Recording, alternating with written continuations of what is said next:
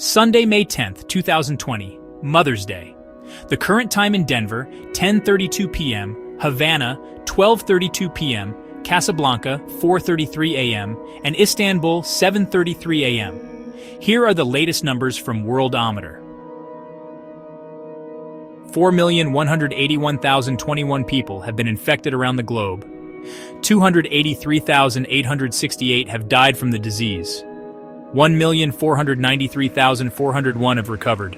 16% death rate, the rest are open cases awaiting an outcome. Almost Monday. This last week began with Secretary of State Pompeo suggesting that the Chinese were responsible for the coronavirus. The president wants our debt forgiven. The Chinese launched a next-generation spacecraft. They're out of debt. Strong and healthy people who have already conquered the coronavirus. There are more Chinese than there are Americans and Russians combined ×2. China also remains the #1 hemp economy. Right now, the hemp market is looking weak after federal legalization and the first national crop in ages.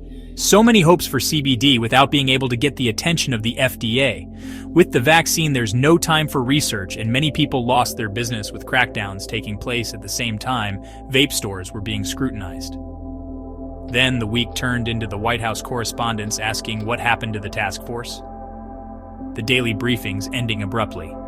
People were watching, the ratings were high, only skeptics wondered why experts from the CDC and FDA were not involved. Instead, Trump suggesting people should inject bleach to survive the virus. There's a documentary about how all the coronavirus tests in the United States are bogus because they were fast-tracked through the FDA, so big pharmaceutical companies could make a fast buck. Funny that never works for the hemp industry, as we keep harping on in the pandemic manifesto. That might only happen through divine intervention sometime later in the distant future, as a last resort to save mankind. There's also the shooting in Georgia. It really helped Don Lemon be Don Lemon, giving him a foundation for his platform. Black lives can matter with his view on reality. It's changing the perception of Trump supporters into something mainstream Americans might feel uncomfortable being associated with in public. For example, a viewer can understand Lemon's criticism of society with all of the national stories making the news. He can be upset with Trump in a way that others cannot, so it becomes authentic. While other pundits just seem to be giving the parties talking points. CNN for Democrats and Fox for the Republicans. Trying my best to remain neutral with just the facts from observations as this experiment to become the next Hunter S. Thompson continues glued to the television as coronavirus ravages the population with no cure at this time, no protection, only a risk of death. What about Mike Flynn? It all just spins around and around. This is an election year.